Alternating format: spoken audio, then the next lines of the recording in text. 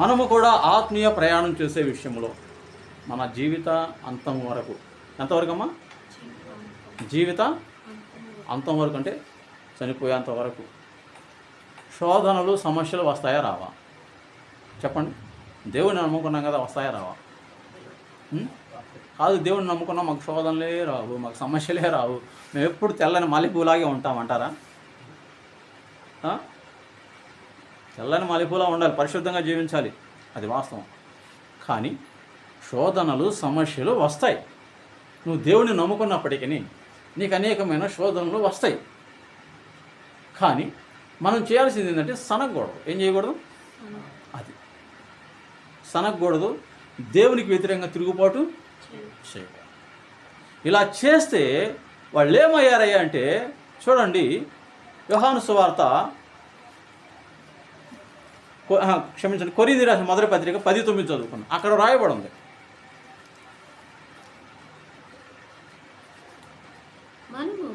ప్రభువును శోధింపకయుందుము, వారిలో కొందరు శోధించి సర్పం వల్ల నశించిరి. అది సర్పం వల్ల ఎందుకు నశించారయ్యా అంటే, దేవునిని శోధించారు, దేవుని మీద వీళ్ళు సనిగారు, మోషే మీద సనిగారు. కాబట్టి దేవుడు ఏంటంటే వాళ్ళ మధ్యకు తాపకరమైనటువంటి దేవుని ఉగ్రత ఒక మనిషి మీదకి ఎప్పుడు వచ్చింది, దేవుని కోపం ఒక మనిషి మీదకి ఎప్పుడు వచ్చిందయ్యా అంటే, నువ్వు దేవుని మీద సనిగి దేవునికి దూరంగా పోయినప్పుడు ఆటోమేటిక్గా సాతానుడు రావచ్చు, దేవుని యొక్క కోపము ఆలోచించండి. ఇప్పుడైతే దేవుని కోపం రాదు, కానీ సాతానుడే వస్తాడు.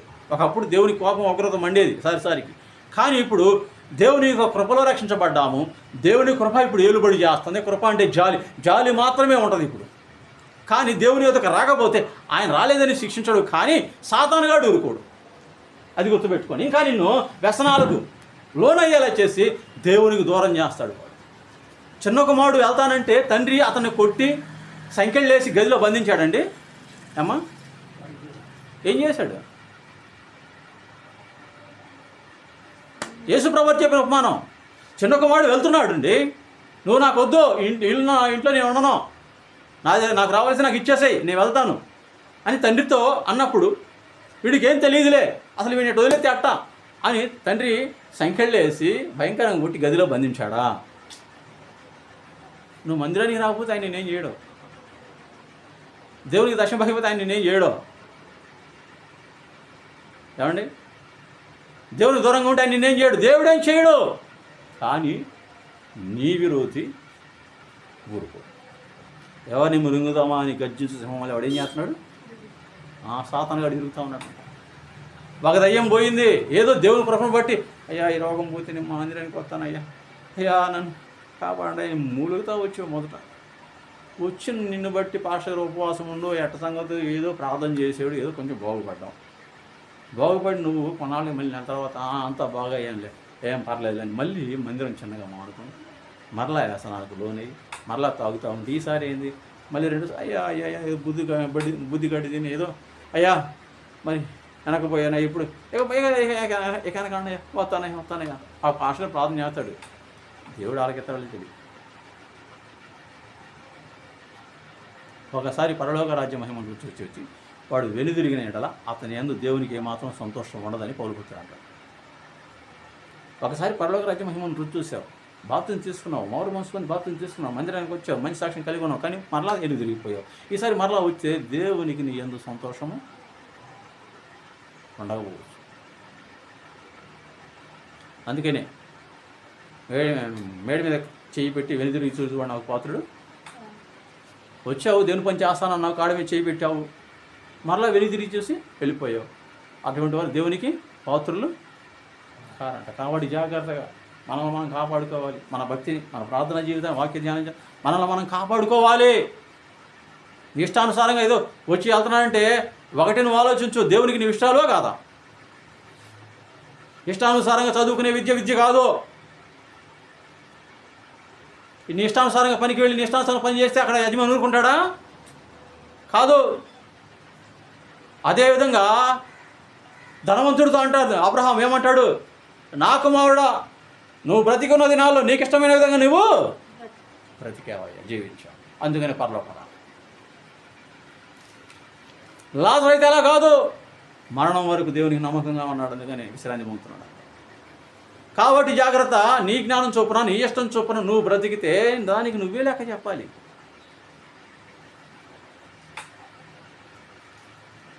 మార్చుకో, ఇకనైనా పద్ధతి మార్చుకుంటే చాలా మంచిది అని నాకు అందరికీ దేవుడు తెలియజేస్తూ ఉన్నాడు. ఏంటంటే దేవునికి ఇష్టంగా మనం ఉండాలి, దేవుడు చెప్పిన రీతిగా మనం ఉండాలి, దేవునికి భయభక్తులు కలిగి మనం ఉండాలి. దేవుని మీద ఆయాసపడినా, దేవుని మీద సణిగినా, దేవునికి దూరంగా ఉన్న నష్టపోయేది దూరంగా ఉన్నవారే. వారిలోనే విషం ఉంటుంది. ఎవరిలో ఉంటుంది విషం? ఎవరిలో ఉండిదమ్మా చెప్పండి? విషయం ఎవరిలో ఉండింది? శనిగారు దేవుని.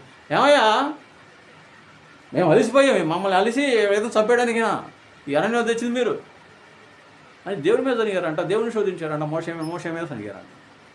కాబట్టి దేవుడు ఏం చేసినట్టే ఆయన ఆవేశపడి తాపకరమైన సర్పాలను అలా విడిచిపెట్టాడు. చిక్కినట్టు కాడేసిన పాము.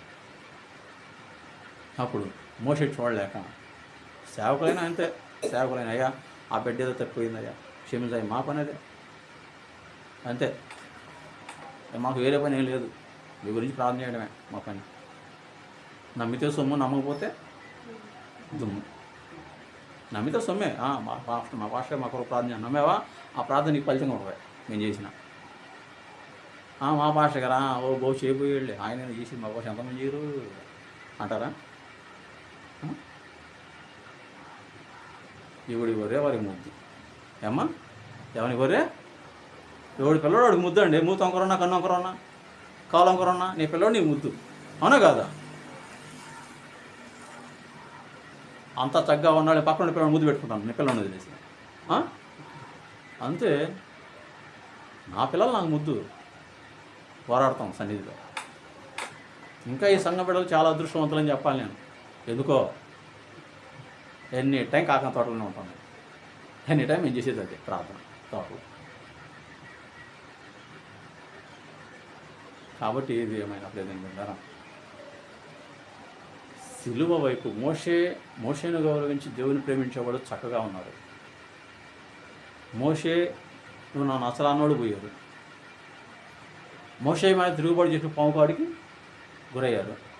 మోషే మాట విని ఇతర సర్పన్నిత్యాయా ఎవరైతే విషంతో నింపబడ్డారో ఏకనైనా మీ ప్రవర్తన మానుకొని సనకుండా ఇదిగో ఈ సర్పంగా చూసారా బతుకుతారు, లేదంటే చేస్తారా బాబు అని మోషే చెప్పినప్పుడు అన్నం బాబా అని సర్పంగా చూసినప్పుడు బతికిపోయాడు. మోషే నేను నొప్పుగా ఉన్నప్పుడు సత్య సమాధికి పోయి నరకానికి పోయాడు, పరలోకం అయితే పాతాళానికి పోయాడు. ఇప్పుడు గొల్లు ఎడుతుంది, భయంకరంగా ఎడుతుంది. ఎంత ఏడిచినా ఏముంది? అగ్నిఆరదం వాళ్ళ బతుకు అంతే. ఇక్కడ మూర్ఖంగా ఉన్నవాడు ఇంకెక్కడ ధనవంతుడు. అయ్యా అట్ట కాదయ్యా నాకు 5 సహోదరులు ఉన్నారయ్యా, అయ్యా లాజరు పంపయ్యా. వాడు లాజరు వెళ్ళి సువార్త ప్రకటించారంట, వాళ్ళు మారుతారంట. అప్పుడు అబ్రహాం గారు ఏమంటారండి? ఏమంటారు? అక్కర్లేదు, మోషే గొప్ప గొప్ప ప్రవక్తలు అక్కడ సువార్త, మోషే ఆత్మ కలిగిన వాళ్ళు, అలనాటి దైవ సేవకులు ఆత్మలు కలిగిన వాళ్ళు సువార్త ప్రకటిస్తున్నారు భూలోకంలో. వాళ్ళ మాట వింటేనే 5 సహోదరులు బతుకుతారులే, లేకపోతే వాళ్ళ మార్చేవాడు ఎవడు లేడు భూమి మీద. వాళ్ళు నీ దగ్గరికి వస్తారు శాంతించి. కాబట్టి ఆలోచించండి ప్రజలను పెట్టారా, ఇక్కడ మనము చేయవలసిన మొదటి పని ఏంటయ్యా అంటే మనస్సు మార్చుకోవడం. ఏం మార్చుకోవడం? మార్చుకొని ఏం చేయాలా? మార్చుకొని ఏం చేయాలి? అలా చూడాలి. ఎలా చూడాలి?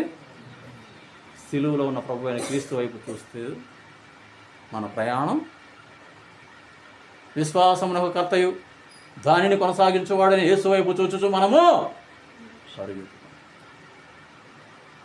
అది మన ప్రయాణం. ఇప్పుడు విషముతో నిండినటువంటి ప్రతి మనుష్యుడు నీ మనస్సు మార్చుకొని ఇకనైనా సరే నువ్వు యేసు ప్రభువారి వైపు చూసావా, మంచిది, బ్రతుకుతారు. లేదంటే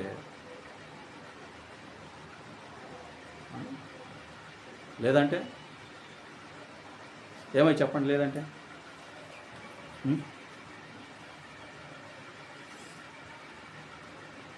యోహాను రాసిన సువార్త. లేదంటే ఒకవేళ సిలువ వైపు చూడడం, నా బతుకు నాదే, నా ఆలోచన నాదే, నా మూర్ఖత్వం నాదే అంటావా, నీ బతుకేమైతే చూడండి. యోహాను రాసిన సువార్త 3వ అధ్యాయం 14 నుంచి చదువుకున్నాం.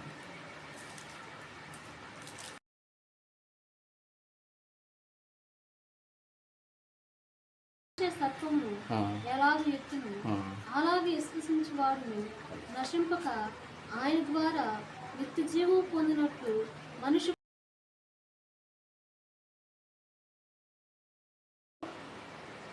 మోషే ఎత్తిన సర్పం ఎలాగో ఎత్తునో అలాగునే చదవమ్మా. అలాగే విశ్వసించు ప్రతి వాడును జీవం పొందినట్లు మనుష్య కుమారుడు ఎత్తబడవలెను. అది దేవుడు లోకమును ఎంతో ప్రేమించెను కాగా ఆయన తన అద్వితీయ కుమారునిగా పుట్టిన వాని యందు విశ్వాసముంచు ప్రతివాడును నశింపక నిత్య జీవము పొందినట్లు ఆయనను అనుగ్రహించెను.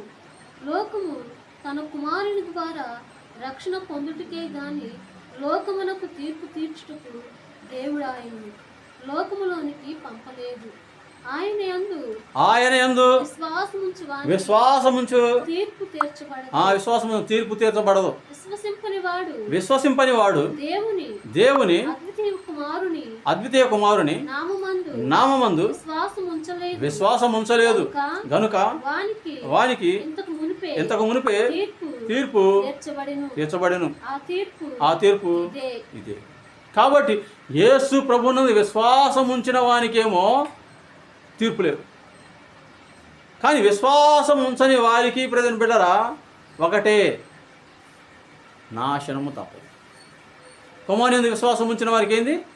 నశించగా నిత్య జీవము పొందుతారు. మరి నమ్మకపోతే నశింపు తప్పదు. అర్థమైందండి? కాబట్టి దేవుని యందు విశ్వాసం ఉంచిన వారు మొదట తమ బ్రతుకును మార్చుకొని వారు ఇదివరకు ఉన్నటువంటి చెడు లక్షణాలు, చెడు ఆలోచనలు, చెడు ఏదైతే ఉందో వాటిని విడిచిపెట్టి ఎక్కడైనా మారు మనసు పొందితే బ్రతుకుతారు. ఏ విధంగా అయితే సిలువలో ఆ ఇత్తడి సర్పం చూసి వాళ్ళందరూ విషం ఉన్నప్పటికీ బ్రతికారో, విషమంతా విరిగిపోయిందో, అదేవిధంగా మనము పాపంలో పుట్టిన వారైన పాపము చేసిన వారైన అయినప్పటికీ ఇక మన పాపాలు ఒప్పుకొని సిలువలో ఉన్నటువంటి ప్రభు అయిన క్రీస్తును చూస్తూ, అయ్యా నేను పాపి నన్ను క్షమించని ఒప్పుకొని మన పాపాలు ఆయనకు దగ్గరగా ఉంటే మనలో ఉన్న పాపం అంతా ఏమైంది? విరిచివేయబడింది. వాళ్ళ విషయం పోయినట్టుగా మనలో పాపం పోయి మనం ఇంకా పరిశుద్ధంగా దేవుడు మనల్ని మలుస్తాడు. ఇకపైన మనం ఏం చేయాలంటే ప్రభు అయిన క్రీస్తు వైపు చూస్తూ మనం పరిగెత్తాలి. ఆ అద్దెవరకు ఉన్నటువంటి కోపద్వేషాలు, అహంకారము కానివ్వండి, ఇక శరీర కార్యాలు ఏదైతే ఉన్నాయో వాటన్నిటిని విడిచిపెట్టాలి. అది గుర్తుపెట్టు, వాటన్నిటిని విడిచిపెట్టాలి. అప్పుడే మనము దేవుని బిడ్డలంగా ఈ లోకంలో క్షేమంగా ఉండగలం, పరలోక రాజ్యం ప్రవేశించగలం. అలా కాదని ప్రయోజన బిడ్డల మనం దేవుని సేవకులకి విరుద్ధంగా జీవించినట్లయితే నశింపు తప్పదని దేవుని యొక్క వాక్యం సెలవిస్తాం. కాబట్టి ఇకనైనా ప్రభువా, నాలోనికి విరోధమైనది ఏదైనా ఉంటే తీసివేయండి. నిశ్చితానుసారంగా జీవించే భాగ్యం దయచేయండి. ఆనాడు ఇజ్రాయేలీలు ఇతర సర్పాన్ని చూసినప్పుడు వారిలో ఉన్నటువంటి విషయాన్ని విరిచివేసిన దేవుడవు నీవు నాయన. ఇప్పుడు నీ సిలువ వైపు మేము చూస్తున్నాం ప్రభా. మాలో ఉన్న పాపాన్ని విరిచి వేయండి, తీసివేయండి ప్రభా. పాపానికి ఫలితంగా వచ్చిన శాపాన్ని, రోగాన్ని కొట్టివేయండి. ఇదిగో ప్రభా, నీ పాదాలు పట్టుకున్నానని మనం ప్రార్థన చేసినట్లయితే తప్పనిసరిగా పాపానికి ప్రతిగా ఉన్న శాపానికి ప్రతిగా ఉన్న ప్రతి రోగాన్ని ఆయన తీసివేసి మనలను పరిశుద్ధులుగాను ఆరోగ్యవంతులుగా చేసి తీస్తాడండి. అలాగనే పరిశుద్ధులంగా ఆరోగ్యవంతులంగా దేవుని చేత చేయబడి ఈ లోకంలో పరలోకంలో నిత్యమూర్తులదుము గాక. ఆమేన్.